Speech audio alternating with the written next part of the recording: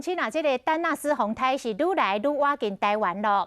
东部地区是第一个受到冲击的所在。花莲的消防队一透早就开始整理装备，严阵等待。这风雨是愈来愈大，但是宜兰的乌石港煞来未少人要趁风台前的大风影，试着咧家己冲影的功夫。另外，往回到绿岛台东的交通船，早起10点半以后就无开咯。有未少的游客是赶坐尾帮船回台湾。我透早船啊，返来台湾，轻度风台，丹纳斯逼近，往回台东绿岛交通船，早是10点半了后航班拢取消，未少旅客被迫提早结束行程。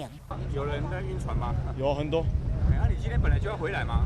没有，原本是明天。蛮大的哦，我已经有点快要撑不住了。风影大，有不少人拢行船。船公司会早总共加开8个航班，输运2400位旅客回台，嘛加强民生物资到绿岛。因为船班对今仔开始停航3天，绿岛这头海边已经出现着灯影，游客嘛已经拢离开，加真冷清。另外，红头树风势愈强，受到风台外围环流的影响，已经开始落船雨。